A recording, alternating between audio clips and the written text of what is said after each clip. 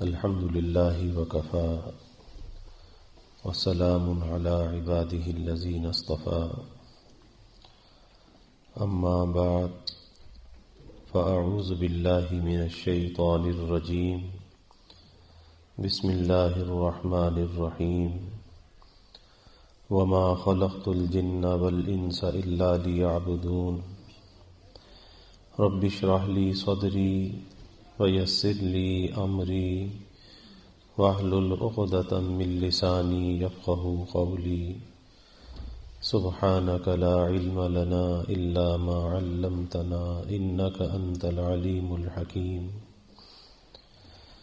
إن الله وملائكته يصلون على النبي يا أيها الذين آمنوا صلوا عليه وسلموا تسليما اللهم صل على محمد عبدك ورسولك وصل على المؤمنين والمؤمنات والمسلمين والمسلمات صدق الله العظيم وصدق رسوله النبي الكريم ونحن على ذلك لمن الشاهدين والشاكرين والحمد لله رب العالمين۔ اللہ رب العزت کا بے حد کرم اور احسان ہے، اللہ تعالیٰ نے ہمیں اپنی اصلاح کی فکر کے ساتھ مل بیٹھنے کا یہ موقع عطا فرمایا۔ اللہ تعالیٰ ہم سب کے اس مل بیٹھنے کو قبول فرمائے اور اسے اپنی رضا کا ذریعہ بنائے۔ اللہ تعالیٰ نے انسان کو اس دنیا کے اندر جو بھیجا ہے تو بہت سے حقوق اور حدود کے ساتھ اسے پابند کیا ہے۔ یہ نہیں ہے کہ انسان جس طرح سے چاہے زندگی گزارے، اس پر کوئی پابندی نہ ہو، کوئی رکاوٹ نہ ہو، کیونکہ اللہ نے اسے اپنی تمام مخلوقات میں اشرف بنایا ہے، بہتر بنایا ہے۔ اللہ کی مخلوقات تو بے شمار ہیں، لیکن انسان کا درجہ ان مخلوقات میں سب سے بڑھ کر ہے، اور جب کسی چیز کا درجہ بڑھ جاتا ہے تو پھر اس پر ذمہ داریاں بھی بڑھ جاتی ہیں، اور پھر اپنے اس درجے کی حفاظت کے لیے، اپنے اس منصب کی حفاظت کے لیے اسے ان ذمہ داریوں کو نبھانا بھی چاہیے، کیونکہ اللہ نے انسان کو زمین پر اپنا نائب بنایا ہے۔ اب یہ اللہ کی نیابت کا حق کس طرح سے ادا کرے، اس کی تربیت کے لیے اللہ نے انبیاء علیہم السلام کو بھیجا، اللہ نے کتابوں کو نازل کیا، سب سے آخر میں ہمارے پیارے نبی حضور نبی کریم صلی اللہ علیہ وسلم کو بھیجا اور آپ پر نبوت کے سلسلے کو ختم فرما دیا۔ قیامت تک آنے والے تمام انسانوں کے لیے آپ کو خاتم النبیین بنایا، اور اسی طرح قرآن مجید اللہ کا یہ آخری کلام، آخری کتاب، یہ ہمیں عطا کی نبی کریم صلی اللہ علیہ وسلم کے وسیلے سے۔ اور یہ قرآن مجید انسان کی زندگی گزارنے کا ایک دستور العمل ہے کہ اسے اپنی زندگی کس طرح سے گزارنی چاہیے۔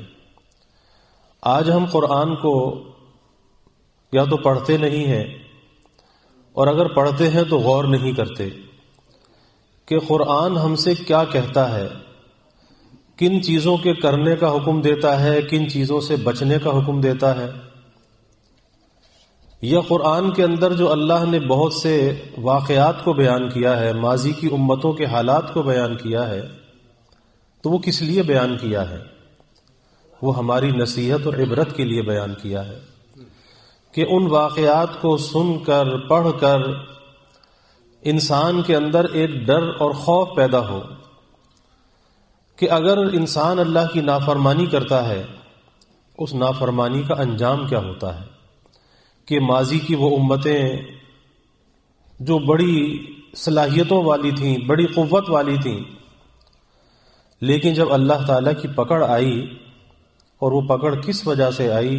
اللہ کی نافرمانی کی وجہ سے آئی، تو ان کی صلاحیتیں، ان کی قوتیں انہیں کوئی کام نہ دے سکیں، انہیں بچا نہ سکی، کیونکہ اللہ کی پکڑ ایسی ہے کہ اللہ نہ کرے کہ وہ پکڑ اگر کسی پر آ جائے تو پھر اس پکڑ سے انسان اپنے آپ کو بچا نہیں سکتا۔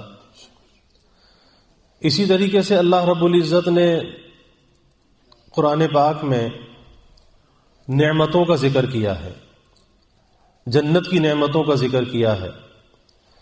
وہ نعمتیں کس کے لیے ہیں؟ وہ ہمارے لیے ہیں۔ اب یہ اس لیے ذکر کیا کہ ایک انسان جب ان نعمتوں کے بارے میں سنے پڑھے تو اس کے دل کے اندر رغبت پیدا ہو، اور وہ رغبت اسے ان نعمتوں کے حصول میں لگا دے۔ اور ان نعمتوں کے حصول کا ذریعہ کیا ہے؟ ان نعمتوں کے حصول کا جو ذریعہ ہے وہ اللہ کی اطاعت اور بندگی ہے۔ ہمارے اکابر میں سے ہوئے حضرت مولانا احمد علی صاحب لاہوری رحمۃ اللہ علیہ، سلسلہ قادریہ کے بڑے مشائخ میں سے تھے۔ پہلے تعلق سکھ مذہب سے تھا، پھر اللہ نے اسلام کی دولت عطا کی، اور پھر اپنے زمانے کے بہت بڑے شیخ ہوئے، بہت بڑے مفسر، محدث، بہت بڑے صوفی، اور بڑے صاحب کشف و کرامات بزرگوں میں سے تھے، بہت ہی صاحب کشف و کرامات۔ ان کا واقعہ ایک مجھے یاد آیا کہ جب وہ باہر نکلا کرتے تھے تو اپنے چہرے پر رومال ڈال لیتے تھے۔ ایک مرتبہ خادم ساتھ جا رہا تھا، اس نے کہا کہ حضرت آپ جب بھی باہر نکلتے ہیں تو اپنے چہرے کو رومال سے ڈھک کر باہر نکلتے ہیں، آخر اس کی وجہ کیا ہے؟ تو زبان سے تو کچھ نہیں کہا، اپنا وہ رومال اتار کر اس کے سر پہ ڈال دیا۔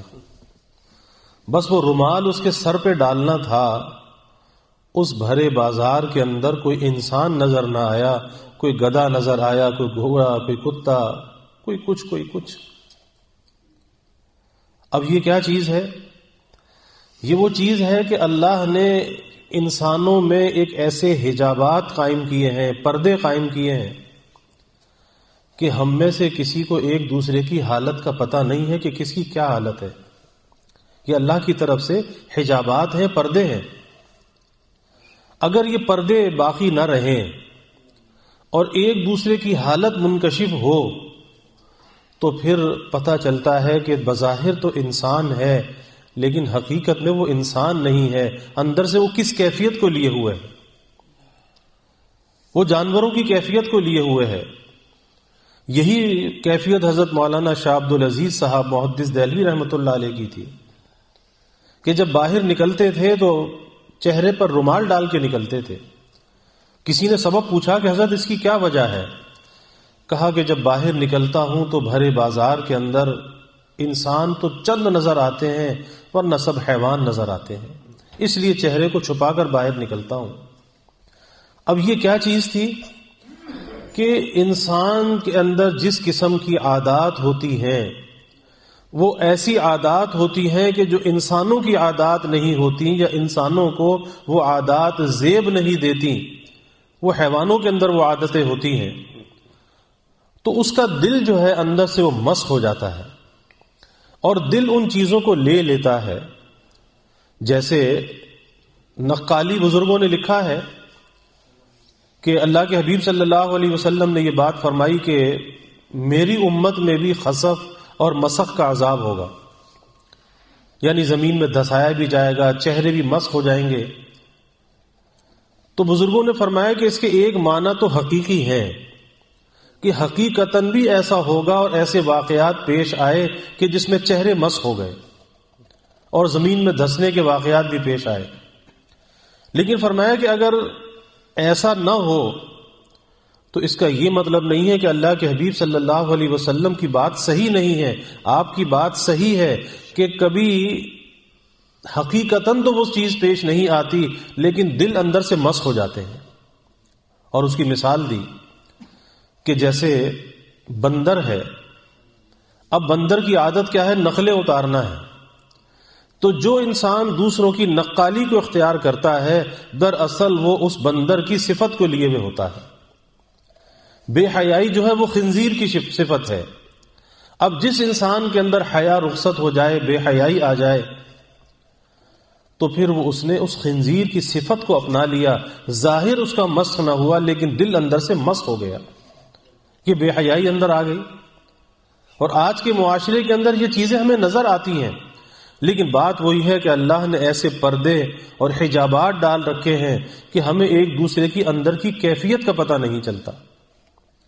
تو میں عرض کر رہا تھا کہ مولانا احمد علی صاحب لاہوری رحمۃ اللہ علیہ بڑے کشف و کرامات والے بزرگوں میں سے تھے، اور بہت بڑے مفسر قرآن تھے، بہت بڑے شخص تھے۔ انہوں نے قرآن پاک کا جو خلاصہ ہے وہ 3 باتوں کے اندر بیان کیا، یعنی ایک سمندر کو کوزے کے اندر بند کر دیا۔ پہلی بات یہ فرمائی، یہ پورے قرآن پاک کا خلاصہ 3 باتوں میں بیان فرمایا۔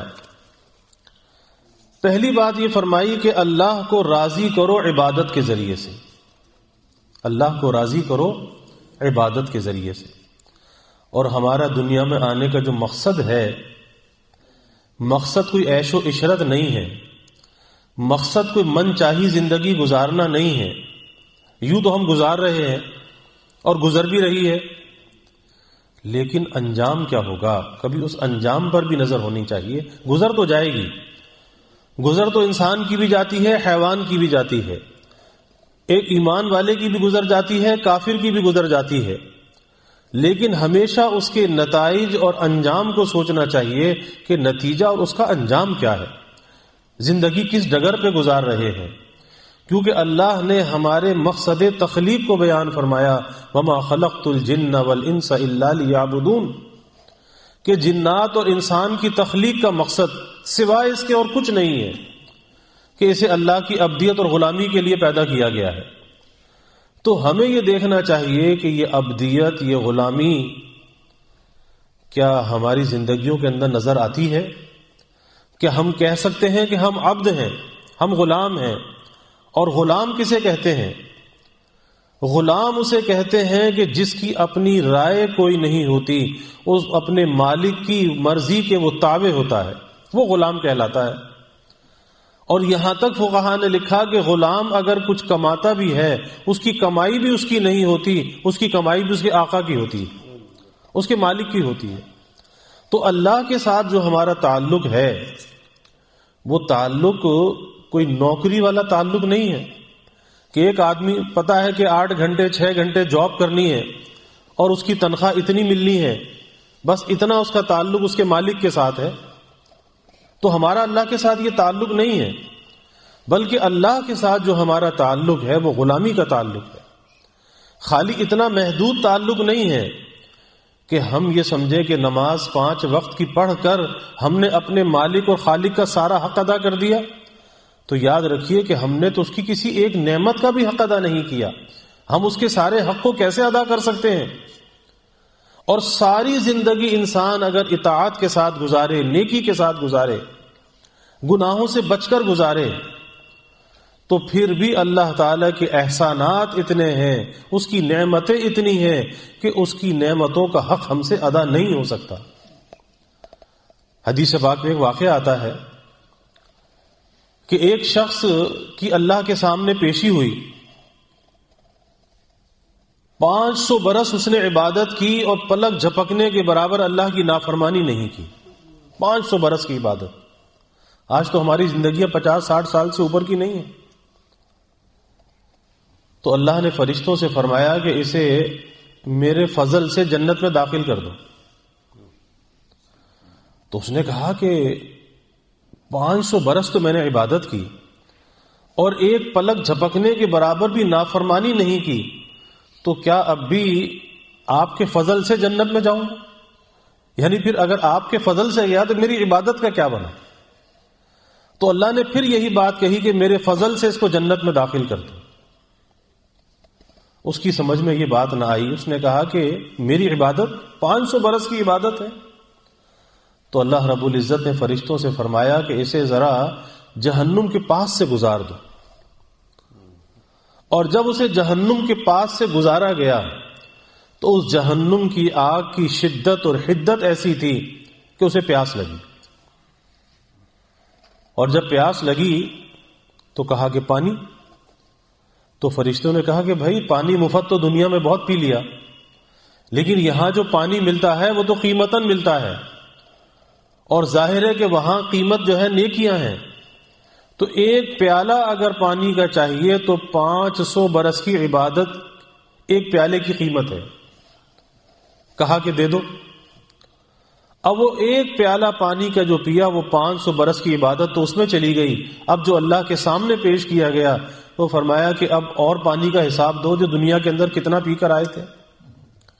تو بھائی حقیقت یہی ہے کہ انسان کوشش تو کرتا رہے، زندگی نیکی کے ساتھ گزارے، اللہ کی اطاعت کے ساتھ گزارے، اس کی عبادت کے ساتھ گزارے، لیکن اپنی نیکی پر بھروسہ نہیں کرنا چاہیے، بھروسہ اللہ کے فضل پہ ہونا چاہیے. یہ نہ سمجھے کہ میری نیکی مجھے میری بخشش کا ذریعہ بن جائے گی، نہیں، بلکہ نیکی کر کے یہی سمجھنا چاہیے کہ اللہ کا فضل میرے شامل حال ہے کہ جو نیکی کی توفیق مل رہی ہے، اور یہی فضل وہاں بھی شامل حال ہوگا کہ اس فضل سے مجھے نجات مل جائے گی. تو پہلی چیز یہ بیان فرمائی کہ اللہ تعالی کو راضی کرو عبادت کے ذریعے سے، عبادت کے ذریعے سے.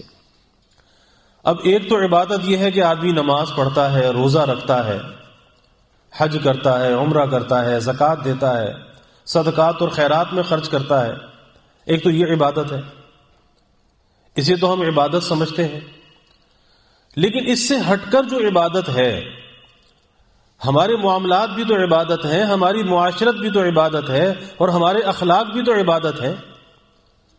آج ہم نے ایک اس عبادت کو تو لے رکھا ہے کہ نماز روزے کی ہم بہت پابندی کرتے ہیں، لیکن جب معاملات کا معاملہ آتا ہے ہم اس عبادت کے اندر شریعت اور دین کو بھول جاتے ہیں. پھر وہ معاملات ہم شریعت کے مطابق نہیں کرتے، پھر اپنی مرضی سے کرتے ہیں. پھر ہماری معاشرت کا جب معاملہ آتا ہے تو ہمارا جو رہن سہن ہے وہ رہن سہن ہمارے اپنے انداز سے ہوتا ہے، ہمارا آپس کا برتاؤ اپنے انداز سے ہوتا ہے. ہم یہ بھول جاتے ہیں کہ شریعت نے کچھ حدود اور قیود بھی لگائی ہیں اور کچھ زندگی گزارنے کے اصول بھی بتائے ہیں، ہم ان اصولوں کو بھول جاتے ہیں. تو یہ بھی تو عبادت ہے. آج ہم نے اس عبادت کو چھوڑ رکھا ہے. پھر انسان کے اخلاق ہیں، اور اخلاق کا جو انسان کی زندگی کے اندر کردار ہے یہ بڑا اہم کردار ہے. کیونکہ اللہ کے حبیب صلی اللہ علیہ وسلم نے ایک بات فرمائی، صحابہ سے پوچھا کہ کیا میں تمہیں ایسا عمل نہ بتاؤں کہ جو کرنے کے اعتبار سے آسان بھی ہے لیکن میزان عمل میں بھاری بھی ہے. تو صحابہ نے عرض کیا کہ یا رسول اللہ صلی اللہ علیہ وسلم ضرور بتائیے. آپ نے دو باتیں بیان فرمائی.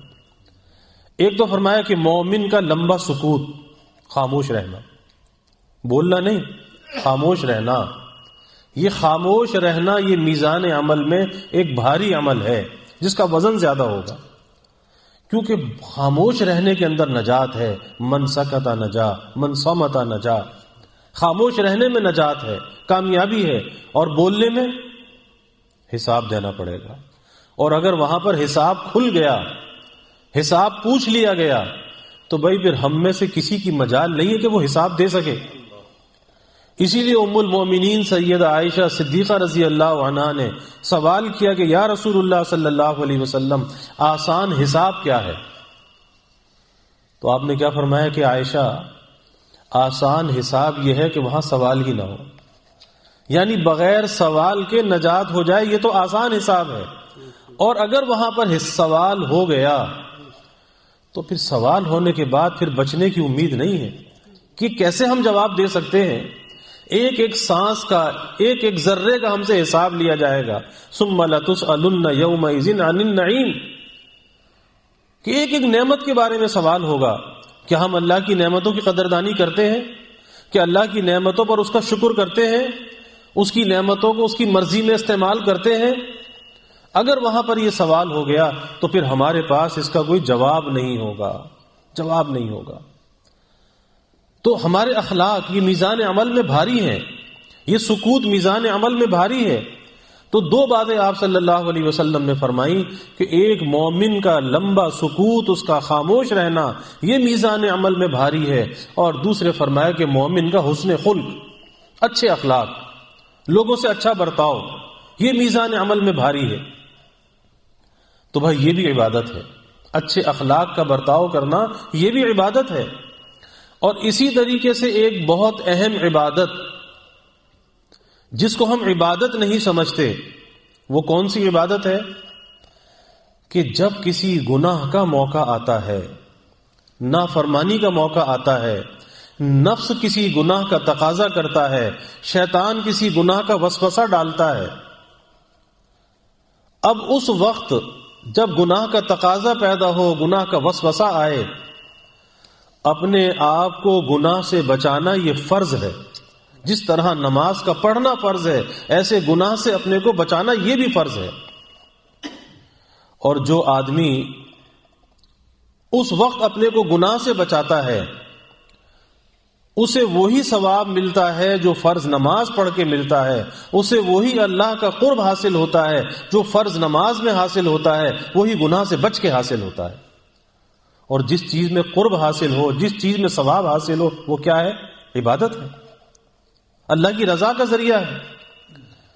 اور اس عبادت کا موقع بھی صبح سے شام تک کتنی مرتبہ آتا ہے، کتنی مرتبہ انسان کا نفس اسے بہکاتا ہے، کہیں زبان بہکتی ہے، کہیں آنکھ بہکتی ہے، کہیں کان بہک جاتے ہیں، کہیں انسان کی سوچ اور فکر بہک جاتی ہے۔ اس کا مقابلہ کرے، ہمت کر کے ان تقاضوں کو پامال کرے۔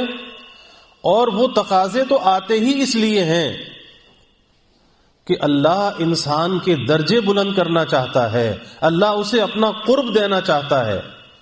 اور ہم کیا ہے کہ جو نفس کہتا ہے وہ کر گزرتے ہیں، جو شیطان وسوسہ ڈالتا ہے کر گزرتے ہیں۔ ارے وہ تو اس لیے تھا کہ اس راستے سے بھی تم اللہ کے قرب کو حاصل کرتے، مجاہدہ کرتے، مشقت کرتے، ان تقاضوں کو پامال کرتے اور اللہ کی نزدیکی کو حاصل کرتے۔ اس لیے مولانا روم رحمت اللہ نے فرمایا کہ شہوت دنیا مثال گل خنست، کہ یہ جو دنیا کی جو یہ شہوات اور یہ لذات ہیں جو اللہ سے غافل کرنے والی چیز ہیں، تو فرماتے ہیں کہ اس سے تو تمہیں تقویٰ کا حمام روشن کرنا چاہیے، ان خواہشات کو اس تقویٰ کی بھٹی کے اندر جھونک دینا چاہیے، یعنی ان تقاضوں پر عمل نہیں کرنا چاہیے، تقویٰ کا حمام اندر سے روشن ہو جائے گا۔ اور حقیقت یہی ہے کہ جو آدمی مجاہدے کو اختیار کرتا ہے، مخالفت نفس کرتا ہے، نفس سے بھی لڑتا ہے، شیطان سے بھی لڑتا ہے، لیکن گناہ کے قریب نہیں جاتا، اللہ کی نافرمانی سے اپنے آپ کو بچاتا ہے، اس کے تقویٰ کے جو اثرات ہیں، اس کے اندر تقویٰ کا ایسا نور ہوتا ہے کہ پھر وہ تقویٰ کا اثر اس کی آنکھ سے بھی ظاہر ہوتا ہے، اس کی زبان سے بھی ظاہر ہوتا ہے، اس کے کلام سے بھی ظاہر ہوتا ہے۔ آج تو زبان کے اندر بھی سختی ہوتی ہے، آنکھوں کے اندر بھی غصہ ہوتا ہے۔ ارے بھائی وہ تقویٰ کا نور ایسا ہوتا ہے کہ پھر وہ خالی اندر تک محدود نہیں رہتا، پھر اس کے اثر کباڑ ڈالی ہو جاتی ہے۔ اور آج بھی تو ہمارا عقیدہ ہے کہ آپ حیات ہیں، آنے والے زائر پر نظر فرماتے ہیں، سلام کا جواب عنایت فرماتے ہیں، لیکن آج جو وہاں پہ بے ادبی ہو رہی ہے، دل دیکھ کر خون کے آنسو ہوتا ہے۔ کیا بے ادبی ہے کہ وہاں کھڑے ہو کر ویڈیو کالیں گھر کی جا رہی ہیں۔ اندازہ لگائیے کہ اللہ قرآن میں یہ کہہ رہا ہے کہ یا ایھا الذین آمنوا لا ترفعوا اصواتکم فوق صوت النبی، کہ ایمان والو نبی کی آواز پر اپنی آواز کو بلند نہ کرو۔ اور وہاں کھڑے ہو کر کہتے ہیں کہ ہمیں تو ایک طریقہ دیا گیا ہے کہ جہاں تم اپنا سلام پیش کرو تو اپنے پیچھے رہ جانے والوں کا سلام بھی پیش کر دو، یہ فلاں نے بھی آپ کی خدمت میں سلام عرض کیا ہے۔ اس کے لیے کوئی ویڈیو کال کرنا شرط نہیں، اور 1400 سال سے امت کا یہ معمول چلا آ رہا ہے۔ اور یہاں تک پہلے زمانے کے ملوک و سلاطین اپنے وفود بھیجا کرتے تھے اس حاضری کے لیے کہ ہمارا سلام روزہ اقدس پہ جا کے پیش کرو، خود نہیں آتے تھے تو وفود بھیجا کرتے تھے۔ اور آج یہ نیا طریقہ نکالا کہ وہاں ویڈیو کال ہو رہی ہے اور کہتے جی تم سلام پڑھ لو، اور وہاں کھڑے ہو کر سیلفیاں لی جا رہی ہیں۔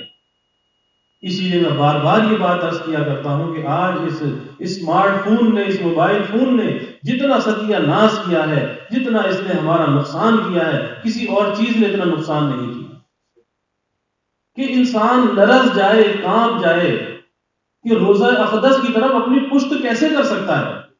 تصور میں یہ بات نہیں آتی کہ ہمارے محبوب کا چہرہ انور ہو اور ہم پشت کر کے کھڑے ہوں، کیسے انسان کر سکتا ہے؟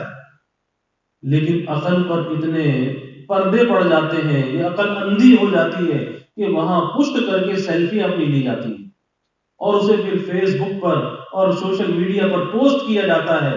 تو بھائی یہ کوئی ریا اور دکھلاوے کے لیے یہ کام کر رہا ہے یا اللہ کو راضی کرنے کے لیے کر رہا ہے؟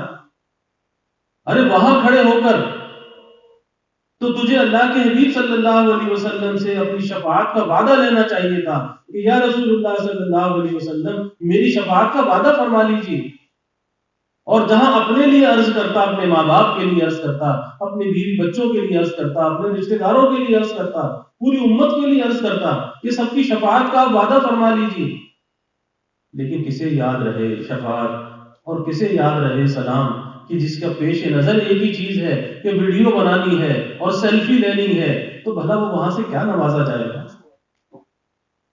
حضرت مجدد الفسانی رحمۃ اللہ علیہ نے ایک بات لکھی ہے، حضرت مجدد صاحب رحمۃ اللہ علیہ نے صاف لکھا ہے کہ بھئی سارے در جو ہے وہ بند ہو چکے ہیں، صرف ایک در کھلا ہوا ہے اور وہ در اقدس صلی اللہ علیہ وسلم ہے۔ اگر امت فیضیاب ہو سکتی ہے، اگر امت کامیاب ہو سکتی ہے، اس در سے جو وابستہ ہوگا اس سے کامیاب ہو سکتی ہے۔ آج اس در کو ہم نے چھوڑ رکھا ہے۔ ایک نمائشی حاضریاں ہو رہی ہیں، نمائشی حاضریاں ہیں، اتنی کثرت سے جانے والے لوگ ہیں، لیکن دنیا کے اندر اس کی آثار نظر نہیں آتے۔ ورنہ ایک زمانہ ایسا بھی تھا، کتابوں میں ایسے واقعات لکھے ہیں کہ جب حاجی حج کر کے آتا تھا، بمبئی کی بندرگاہ پہ وہ اترتا تھا، اس پر اس حج کے ایسے انوار اور برکات ہوتی تھی کہ ہندو اس کو دیکھ کے کلمہ پڑھ لیتے تھے۔ اور پھر ایک زمانہ ایسا آیا کہ جب حاجی حج کر کے آنے لگا تو بمبئی کی بندرگاہ پر کسٹم والے سختی کرنے لگے۔ کسی نے پوچھا کہ بھائی پہلے جب حاجی آتا تھا تو تم بڑا اکرام کرتے تھے، اور اب حاجی حج کر کے آتا ہے تو اتنی سختی کیوں کر رہے ہو؟ تو کسٹم آفیسر نے یہ بات کہی کہ پہلے جب حاجی حج کر کے آتا تھا اس کے گلے میں قرآن پاک لٹکا ہوا ہوتا تھا، اس کے چہرے پر انوار ہوتے تھے، اور اب جو حاجی حج کر کے آتا ہے اس کے گلے میں ٹیپ ریکارڈ لٹکا ہوا ہوتا ہے۔ پہلے لوگ ٹیپ ریکارڈ خرید کے لاتے تھے، تو اب کیسے سختی نہ کریں؟ اور آج تو بات اس سے کہیں آگے چلی گئی ہے۔ تو دوسری بات یہ فرما رہے ہیں کہ رسول اللہ صلی اللہ علیہ وسلم کو راضی کرو اطاعت کے ذریعے سے۔ اور بھائی اطاعت بہت آسان ہے، بہت آسان ہے، اتنی آسان ہے کہ اس سے زیادہ آسان کوئی کام نہیں ہے۔ صرف اپنی سوچ اور فکر کو بدلنے کی ضرورت ہے کہ اگر انسان صرف اتنا سوچ اور فکر کے زاویے کو بدل لے کہ میں نے اپنی زندگی کے اندر جو کام بھی کرنا ہے اپنے نبی کے طریقے پر کرنا ہے، اپنی زندگی کو اپنے نبی کے طریقے پر گزارنا ہے، اسی راستے پر میں نے چلنا ہے، بس اتنا ارادہ تو کرے، پھر دیکھے اللہ کی مدد کیسی آتی ہے اور اللہ تعالیٰ کیسے اس راستے پر چلنے کے اسباب پیدا کر دیتا ہے۔ لیکن آج تو ہم نے ابھی تک ارادہ ہی نہیں کیا، ابھی تو ہم من چاہی زندگی گزار رہے ہیں۔ یاد رکھیں کہ زندگی تو گزر جائے گی لیکن وہ کامیاب نہیں ہوگی، وہ ناکام زندگی ہوگی۔ اس زندگی کو اگر کامیاب بنانا ہے تو بھائی کامیاب بنانے کا صرف ایک ہی راستہ ہے، ایک ہی راستہ ہے۔ اللہ کے حبیب صلی اللہ علیہ وسلم نے فرمایا کہ قیامت کے دن وہ شخص اللہ کے عرش کے سائے میں ہوگا کہ جو میرے طریقے پر چلنے والا ہوگا، اور وہ شخص سب سے زیادہ میرے قریب ہوگا جو مجھ پر کثرت سے درود پڑھنے والا ہوگا۔ آج کتنا درود پاک پڑھتے ہیں؟ اکثر ہمارے معمولات کے اندر درود پاک نہیں ہے، جبکہ درود پاک ایسا عمل ہے کہ جو ہر حال میں قبول ہے، اور فرشتے دنیا میں گھومتے رہتے ہیں۔ اللہ نے فرشتوں کی سیاح جماعتیں مقرر فرمائی کہ وہ درود پاک اکٹھا کرتے ہیں اور آپ صلی اللہ علیہ وسلم کی خدمت میں پہنچایا جاتا ہے کہ فلاں ابن فلاں نے آپ کی خدمت میں یہ ہدیہ بھیجا ہے، کہ انسان ہزاروں میل دور ہے لیکن اس کی حاضری لگ جاتی ہے آپ صلی اللہ علیہ وسلم کے دربار میں۔ مجھ سے بہتر ہے میرا ذکر ان کی محفل میں، کہ ہمارا ذکر آپ کی محفل میں آئے، اس سے بڑھ کر کیا بات ہوگی؟ لیکن آج کوئی درود پاک کا معمول نہیں ہے، باتیں تو بہت کرتے ہیں، گھر میں بھی کرتے ہیں، باہر بھی کرتے ہیں، اور پھر مسجد میں آ کر بھی کرتے ہیں، یہاں آ کر بھی باتیں ختم نہیں ہوتی، جبکہ میں نے پہلے عرض کیا کہ حساب دینا پڑے، ایک ایک بات کا حساب دینا پڑے گا۔ ما یلفظ من قول الا لدیہ رقیب عتید، کہ جو کچھ زبان سے نکل رہا ہے یہ لکھنے والے بیٹھے ہیں، لکھ رہے ہیں، اور کل جب نامہ اعمال وہاں پر ملے گا تو پتہ چل جائے گا کہ ایک نقطہ بھی کوئی نہیں چھوڑا گیا۔ تو بھائی دوسری بات رسول اللہ صلی اللہ علیہ وسلم کی اطاعت ہے، اور آپ کی اطاعت کیا ہے؟ آپ کے طریقوں پر چلنا ہے، اور جو آپ کے طریقوں پر چلتا ہے اس سے آپ کا قلب اطہر خوش ہوتا ہے۔ حضرت معاذ بن جبل رضی اللہ عنہ کو جو آپ نے آخری نصیحت فرمائی تھی اس میں یہی بات فرمائی تھی کہ جب آپ نے فرمایا کہ معاذ تیری میری ملاقات اب نہیں ہوگی، تو حضرت معاذ رضی اللہ عنہ رونے لگے۔ آپ نے کیا فرمایا کہ اے معاذ، جو شخص میرے طریقے پر ہے، چاہے وہ کہیں کا رہنے والا ہے لیکن میرے طریقے پر ہے، فرمایا کہ مجھ سے قریب، چاہے وہ ہزاروں میل دور ہے لیکن اس کی زندگی اگر سنت کے رنگ میں رنگی ہوئی ہے، وہ ہزاروں میل دور ہو کر بھی اسے قرب حاصل ہے رسول اللہ صلی اللہ علیہ وسلم۔ اور جو فرمایا کہ میرے طریقے پر نہیں ہے، پھر چاہے وہ مدینے کا رہنے والا ہے، وہ مجھ سے قریب نہیں، وہ مجھ سے دور ہے۔ تو یہ تو جسمانی فاصلے تو ہمارے نزدیک ہیں، اللہ کے نزدیک جسمانی فاصلے نہیں ہیں۔ اگر ہم قرب حاصل کرنا چاہتے ہیں رسول اللہ صلی اللہ علیہ وسلم کا، تو ہم یہ عزم و ارادہ کر لیں کہ ہمیں اپنے نبی کے طریقے پر چلنا ہے اور آپ کی شفاعت کو حاصل کرنا ہے، اسی میں بھائی ہماری نجات اور کامیابی ہے۔ اور تیسری بات فرمایا کہ مخلوق کو راضی کرو خدمت کے ذریعے سے، اللہ کو راضی کرو عبادت کے ذریعے سے، رسول اللہ صلی اللہ علیہ وسلم کو راضی کرو اطاعت کے ذریعے سے، اور مخلوق کو راضی کرو خدمت کے ذریعے سے، خدمت کے ذریعے سے۔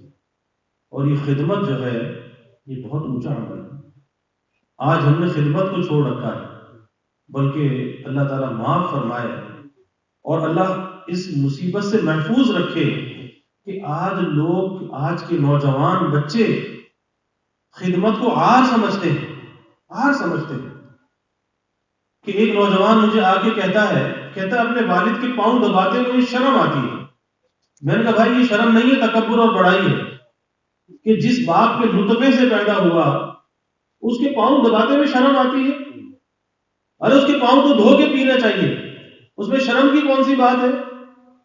تو آج جو ہے خدمت سے ہم دور ہوتے چلے جا رہے ہیں، اور یہ بات میں کل بھی عرض کر رہا تھا کہ آج اس اسمارٹ فون نے، موبائل فون نے آج ہمارے درمیان دوریاں پیدا کر دی ہیں، دنیا کو تو سمیٹ دیا ہے، دنیا کو محدود کر کے ایک موبائل کے اندر جمع کر دیا ہے، لیکن انسانوں کے اندر دوریاں پیدا ہو گئی کہ ایک گھر میں رہتے ہیں، ایک مکان کی چھت کے نیچے رہتے ہیں، لیکن بیٹا باپ سے یہ نہیں پوچھتا کہ ابا طبیعت کیسی ہے، ابا کوئی خدمت، کوئی کام، میرے لیے کوئی خدمت۔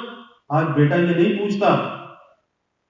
آج ایک کمرے میں میاں اور بیوی رہتے ہیں لیکن دونوں ایک دوسرے سے اجنبی ہیں، وہ اپنی دنیا میں مگن ہے، وہ اپنی دنیا میں مگن ہے، جبکہ خدمت کتنا بڑا عمل ہے کہ یاد رکھیے کہ عبادت کرنے سے تو ثواب ملتا ہے لیکن خدمت کرنے سے خدا ملتا ہے۔ اور پھر خدمت میں سب سے بڑا درجہ کس کا ہے؟ سب سے بڑا درجہ اپنے ماں باپ کا ہے۔ یاد رکھیے کہ پیر کا درجہ بعد میں ہے، باپ کا درجہ، ماں کا درجہ وہ پہلے ہے، پیر کا درجہ بعد میں۔ لوگ پیر کے جوتے اٹھانے کے لیے تو چلے جاتے ہیں لیکن کبھی ماں باپ کے جوتے بھی اٹھائے، کبھی ماں باپ کے پاؤں دبائے، کبھی اس کے سر کو دبایا، کبھی جسم کو دبایا، جبکہ وہ بڑھاپے کی عمر میں ہوتے ہیں، انہیں خدمت کی ضرورت ہوتی ہے، لیکن اللہ تعالیٰ انہیں ایسی غیرت عطا فرماتے ہیں کہ وہ زبان سے نہیں کہتے، وہ دکھ تکلیف کو برداشت کر لیتے ہیں، لیکن ان کا نہ کہنا یہ اس بات کی علامت نہیں ہے کہ انہیں خدمت کی ضرورت نہیں ہے۔ یہ تو اولاد کی ذمہ داری ہے کہ خود لگنا لپٹنا چاہیے اور خود آگے بڑھ کر خدمت کرنی چاہیے۔ اور یاد رکھیے کہ جو اولاد اپنے ماں باپ کی خدمت کرتی ہے پھر اسے بھی خدمت کرنے والی اولاد ملتی ہے، اور جو اپنے ماں باپ کی قدر نہیں کرتا تو پھر دنیا کے اندر اللہ اسے اس مکافات عمل سے ضرور گزار۔ اور یہ بڑا نازک معاملہ ہے۔ حدیث شریف میں یہاں تک آتا ہے، اللہ کے حبیب صلی اللہ علیہ وسلم نے فرمایا کہ دنیا کے اندر انسان ہے، نافرمانی ہوتی ہے، گناہ اس سے ہوتے ہیں، لیکن دیگر گناہوں کی سزا کو اللہ تعالیٰ ٹالتا ہے، مؤخر کرتا ہے، مہلت دیتا ہے کہ شاید توبہ کر لے تو معاف کر دے، کسی پکڑ کی سزا کی نوبت نہ آئے۔ لیکن فرمایا کہ جو ماں باپ کو ستانے والا ہوتا ہے وہ دنیا کے اندر اس مکافات عمل سے ضرور گزرتا ہے، یعنی ماں باپ کو ستانے والا دنیا میں کبھی چین اور اطمینان سے نہیں رہ سکتا۔ آج یہ کیفیت ہے، آج کا نوجوان اگر باپ کچھ کہتا ہے، خدمت تو دور کی بات ہے، ارے باپ اگر کچھ کہہ دے تو وہ بات برداشت نہیں ہوتی، غصہ آ جاتا ہے اور پھر تلخ کلامی شروع کر دیتا ہے، غصے سے اپنے جذبات کا اظہار کرتا ہے۔ کتنی ماں باپ کے دل کو ٹھیس پہنچتی ہے۔ کبھی انسان تصور تو کرے کہ ماں نے، باپ نے کس محبت اور شفقت کے ساتھ پالا ہے، کہ اللہ ماں باپ کے دل کے اندر وہ محبت اور شفقت کا جذبہ رکھتا ہے کہ دنیا کے اندر یہ جذبہ اور کہیں موجود نہیں ہے، کہ کس طرح سے ماں اپنا لہو دے کر اسے پالتی ہے، اور کس طرح باپ اپنی جوانی کو کھپا دیتا ہے، بڑھاپے کی دہلیز پر چلا جاتا ہے، جب کہیں جا کر تو ایک جوان بنتا ہے، اور جب تو جوان بنتا ہے تو تیرے اندر وہ اکڑ آ جاتی ہے، بڑائی آ جاتی ہے کہ انہی ماں باپ کو تو کچھ سمجھتا نہیں ہے۔ تو بھائی سب سے پہلی خدمت کا جو آغاز ہے وہ باہر نہیں ہے، وہ گھر کے اندر ہے، کہ گھر کے اندر جو ہمارے بوڑھے والدین ہیں، کوئی بیمار ہے، کوئی بوڑھا ہے، کوئی ضعیف ہے، انہیں خدمت کی ضرورت ہوتی ہے، ان کی خدمت کرنی چاہیے، اور اس خدمت میں کوئی عار محسوس نہیں کرنی چاہیے۔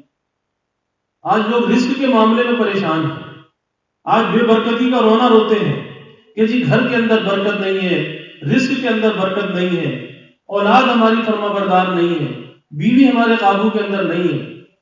تو وجہ اس کی کیا ہے؟ ارے ماں باپ کی دعاؤں سے محرومی ہے، کہ اگر ماں باپ کی خدمت کی ہوتی، ان کا دل خوش کیا ہوتا، یاد رکھیے کہ وہ کسی کے پیسے کے محتاج نہیں ہوتے، وہ تو دو محبت کے بول کے محتاج ہوتے ہیں کہ یہ بیٹا دو بول محبت کے ہم سے بول۔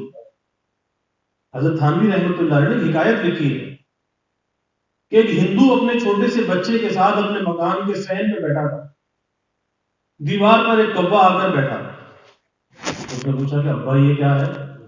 بیٹا یہ کوا ہے۔ پھر تھوڑی دیر کے بعد پوچھا کہ بیٹا یہ کیا ہے؟ ابا یہ کیا ہے؟ کہا کہ بیٹا یہ کوا ہے۔ اور جتنی دفعہ وہ پوچھتا تھا وہ پہلے سے زیادہ محبت سے باپ جواب دیتا تھا کہ بیٹا یہ کوا ہے، بیٹا یہ کوا ہے۔ اس نے 30 مرتبہ یہ بات پوچھی، اور ہندو لکھت پڑھت کا بڑا پکا ہوتا ہے، اس نے اس تاریخ کے ساتھ اپنی بہی کھاتے میں اپنی ڈائری کے اندر وہ بات لکھی۔ پھر ایک وقت آیا کہ یہ باپ بوڑھا ہو گیا اور وہ بیٹا جوان ہو گیا۔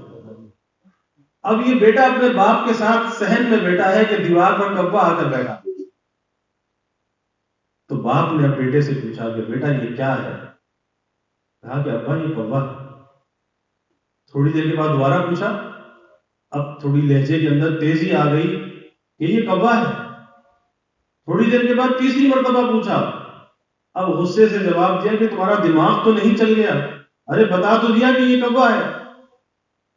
اب باپ اندر اٹھ کر گیا، اپنی وہ ڈائری لے کر آیا، وہی کھاتا لے کر آیا، اور اسے کھول کر دکھایا کہ دیکھ فلاں تاریخ کو جب تو بچہ تھا اور تو نے مجھ سے 30 مرتبہ پوچھا تھا، اور میں نے ہر دفعہ پہلے سے زیادہ محبت سے جواب دیا تھا، اور تو 3 دفعہ کے بعد مجھے کہتا ہے کہ دماغ چل گیا ہے۔ تو بھائی توبہ کرنی چاہیے، توبہ کرنی چاہیے، کیونکہ اگر ماں باپ کو دنیا کے اندر ستایا، ان کی خدمت نہ کی، تو پھر اللہ کو ہم کیسے راضی کریں گے؟ حضرت موسیٰ علیہ السلام پر اللہ نے وحی بھیجی کہ اے موسیٰ، جو بندہ میرا فرما بردار ہوتا ہے لیکن اپنے ماں باپ کا نافرمان ہوتا ہے، اللہ کا فرما بردار اور ماں باپ کا نافرمان، فرمایا کہ میں اسے نافرمانوں میں لکھ دیتا ہوں، اور جو بندہ ماں باپ کا فرما بردار ہوتا ہے، میرا نافرمان ہوتا ہے، میں اسے فرما برداروں میں لکھ دیتا ہوں۔ یہ اتنا بڑا درجہ ہے ماں باپ کا. تو بھائی مخلوق کی جو خدمت ہے، وہ مخلوق کی کو جو راضی کرنا ہے وہ خدمت کے ذریعے سے ہے. اور اس خدمت کا سب سے پہلا درجہ کیا ہے؟ سب سے پہلا درجہ، وہ سب سے پہلا درجہ یہ ہے کہ پہلے اپنے شر سے، اپنی تکلیف سے دوسروں کو محفوظ کر لو. خدمت تو بعد میں ہوگی نا. آج تو سب سے بڑی خدمت اگر کوئی یہ کر لے کہ اپنی ایذا رسانی سے اللہ کی مخلوق کو، اپنے والدین کو اگر کوئی بچا دے تو یہ بھی بہت بڑی خدمت ہے. کیونکہ آج بجائے خدمت کے لوگ ایذا رسانی کے اندر لگے ہوئے ہیں، دوسروں کی ہتک کرتے ہیں، عزت نفس کو مجروح کرتے ہیں، پھر دل کے اندر خوش بھی ہوتے ہیں. ارے یہ انسانیت کی بات ہے کہ کسی کو تکلیف پہنچا کر اور خوش ہونا؟ یاد رکھیے اگر یہ حرکت اس سے انسان توبہ نہ کرے تو دنیا کے اندر اللہ اسے نشان عبرت ضرور بناتا ہے کہ جو دوسرے کی تکلیف پر ہنستا ہے، دوسروں کو تکلیف دے کر ہنستا ہے. کبھی ایسا نہیں کرنا چاہیے بلکہ ڈرنا چاہیے، کیونکہ ہم کسی کو کیا تکلیف پہنچا سکتے ہیں، لیکن اللہ نہ کرے اللہ کی طرف سے اگر کوئی پکڑ آ گئی تو پھر بچانے والا بھی کوئی نہیں. تو میں عرض کر رہا تھا کہ آج اس موبائل فون نے ہمارے درمیان فاصلے گھٹائے نہیں ہیں. آج دنیا کو تو محدود کیا ہے لیکن انسانوں کے درمیان فاصلوں کو بڑھا دیا کہ آج اتنی فرصت نہیں ہے کہ ماں باپ کی طبیعت پوچھ لے، ماں باپ کی خیریت پوچھ لے. اور ایسے واقعات بھی ہیں کہ بیوی بستر پر کرا رہی ہے، درد میں مبتلا ہے، تکلیف میں مبتلا ہے، اور شوہر کہتا ہے کہ ایسے بہانے کر رہی ہے، اور وہ ساری رات جو ہے وہ لیپ ٹاپ لے کر بیٹھا ہوا ہے، وہ دنیا کی سیر کر رہا ہے اور یہ بیچاری تکلیف کے اندر مبتلا ہے. آپ اندازہ لگائیے.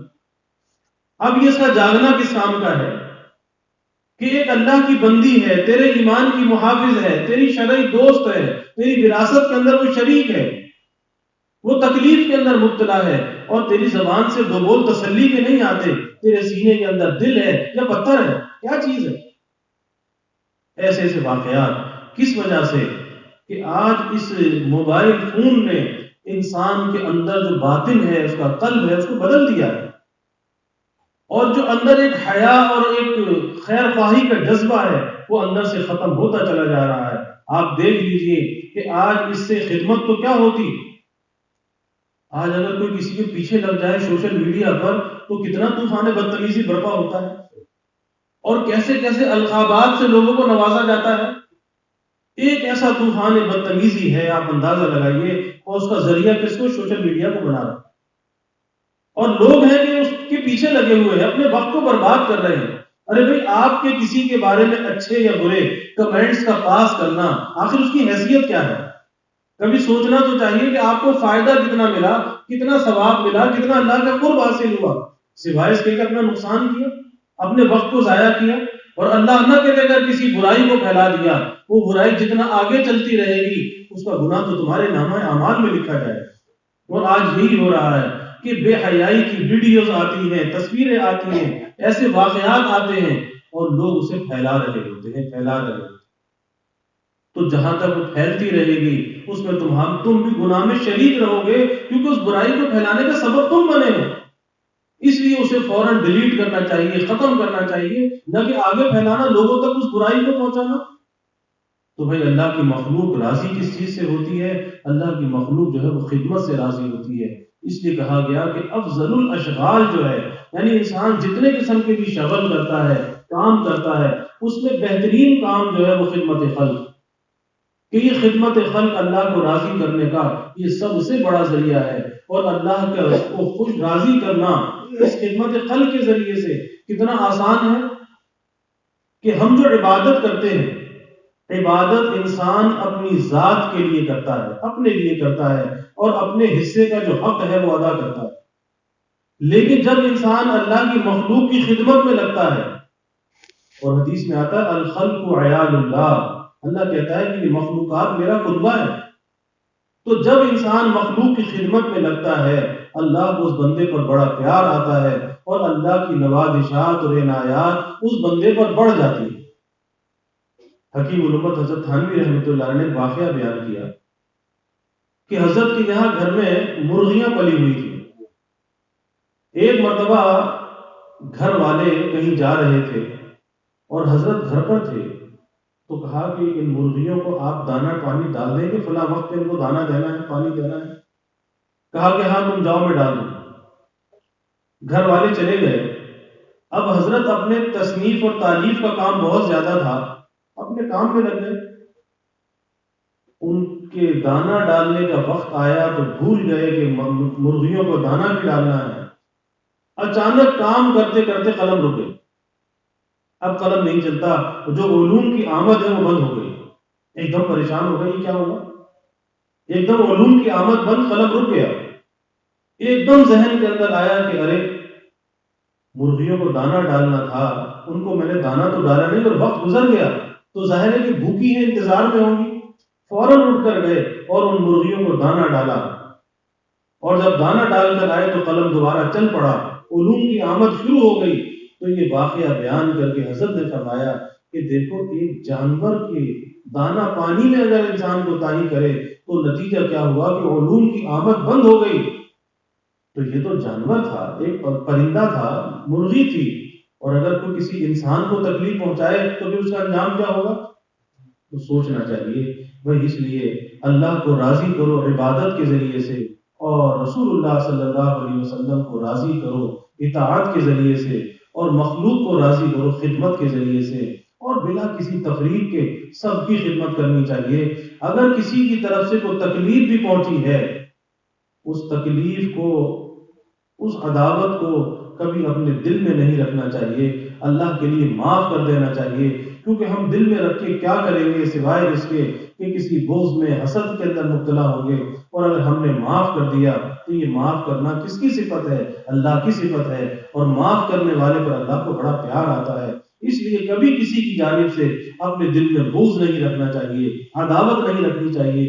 دنیا ہے، اس میں تکلیف بھی پیش آئے گی، ناگواریاں بھی پیش آئیں گی، لیکن اپنے دل کی حفاظت کرنی چاہیے، اللہ کے لیے سب کو معاف کر دینا چاہیے۔ ہمارے حضرت مسیح الامت رحمۃ اللہ علیہ فرمایا کرتے تھے کہ بھائی سب معاف دل صاف، سب معاف اور دل صاف، اپنے دل کو صاف رکھنا چاہیے، کیونکہ نہ معلوم کب اللہ سے ملاقات کا وقت آ جائے، کب پیغام اجل آ جائے، تو کیا اس دل کے اندر حسد بغض کینہ لے کر جائیں گے؟ حضرت خواجہ صاحب رحمۃ اللہ علیہ فرمایا کرتے تھے کہ حسد بغض کینے سے کہہ دو نہ آئے، حسد بغض کینے سے کہہ دو نہ آئے، اس قلب مضطر میں ایک مہ جبی ہے، اس قلب مضطر میں ایک مہ جبی ہے، کہ اس دل کو اللہ کے لیے خالی رکھنا چاہیے۔ اس میں کوئی حسد، بغض، کینہ، نفرت، عداوت، یہ تکبر، بڑائی، یہ چیزیں نہیں ہونی چاہیے۔ اللہ کے لیے اس دل کو فارغ رکھے، خالی رکھے، اور جب اللہ کے لیے اس دل کو خالی کرے گا، اللہ تعالیٰ کی تجلیات ہوں گی، رحمت و برکت ہوگی، انوار ہوں گے، اور اللہ اس دل کے اندر ہوگا۔ تو بھائی ہمیں پورے قرآن پاک کا خلاصہ 3 باتوں کے اندر جو عرض کیا گیا، اس پر عمل کی ہمیں کوشش کرنی چاہیے، اللہ کی عبادت کا حق بھی ادا کرنا چاہیے، اور رسول اللہ صلی اللہ علیہ وسلم کی اطاعت کا حق ادا کرنا چاہیے، اور پھر اللہ کی جو مخلوق ہے اس مخلوق سے محبت کرنی چاہیے، کیونکہ یہ سب اللہ کا قربہ ہے۔ کس لیے محبت کرو؟ اس لیے کرو کہ بھائی یہ ان کی نسبت اللہ کے ساتھ ہے، اللہ کے یہ بندے ہیں، اللہ کی یہ بندی ہے، اس لیے اللہ کی مخلوق سے پیار کرو، محبت کرو، کسی سے نفرت اور عداوت دل کے اندر نہ رکھو، اور اگر کسی کو راحت نہیں پہنچا سکتے تو کم از کم اتنا اہتمام ضرور کر لو کہ اپنی ذات سے کسی کو تکلیف نہ پہنچے۔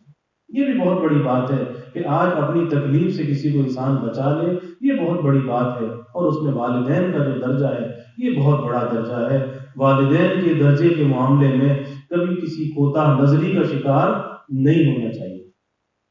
اللہ تعالیٰ مجھے بھی عمل کی توفیق عطا فرمائے، ہم سب کو عمل کی توفیق عطا فرمائے، اور اللہ ہمیشہ اپنا بنا کے رکھے۔ وآخر دعوانا الحمدللہ الحمدللہ رب العالمین، والعاقبۃ للمتقین، والصلاة والسلام علی اشرف الانبیاء والمرسلین، اللهم صل علی سیدنا ومولانا محمد وعلی آل سيدنا ومولانا محمد صلاة تنجينا بها من جميع الأهوال والآفات، وتقضي لنا بها جميع الحاجات، وتطهرنا بها من جميع السيئات، وترفعنا بها عندك أعلى الدرجات، وتبلغنا بها أقصى الغايات من جميع الخيرات في الحياة وبعد الممات إنك على كل شيء قدير.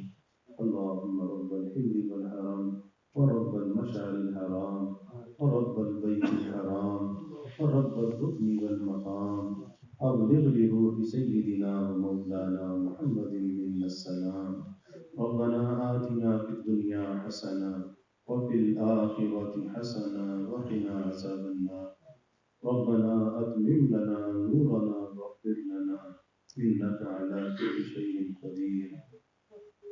ربنا ظلمنا أنفسنا وإن لم تغفر لنا وترحمنا لنكونن من الخاسرين. ربنا هب لنا من أزواجنا وذرياتنا قرة أعين واجعلنا للمتقين إماما. اللهم أعنا على ذكرك وشكرك وحسن عبادتك. اللهم ألف بين قلوبنا وأصلح ذات بيننا واهدنا سبل السلام ونجنا من الظلمات إلى النور وجنبنا الفواحش ما ظهر منها وما بطن، وبارك لنا في أسماعنا وأبصارنا وقلوبنا وأزواجنا وذرياتنا، وتب علينا إنك أنت التواب الرحيم، واجعلنا شاكرين لنعمتك مثنين بها قابليها وأتمها علينا. يا الله يا رحمن يا رحيم يا كريم يا أرحم الراحمين يا أكرم الأكرمين. یا اللہ ہمارے گناہوں کو معاف فرما، خطایا سے درگزر فرما. یا اللہ اپنی محبت معرفت عطا فرما، اپنی رضا والی زندگی یا اللہ نصیب فرما. یا اللہ اپنے رضا والے کاموں کی توفیق عطا فرما، اپنی مرضیات پہ چلنا یا اللہ آسان فرما، نامرضیات سے یا اللہ ہماری حفاظت فرما. یا اللہ ظاہری باطنی ہر قسمی ترقیات عطا فرما، ادائے حقوق کی توفیق عطا فرما. یا اللہ حفظ حدود کی ہمیں توفیق عطا فرما. یا اللہ اپنی عبادت کا حق ادا کرنے والا بنا، اخلاص عطا فرما، نفسانیت سے ہماری حفاظت فرما، اعجاب نفس سے یا اللہ حفاظت فرما.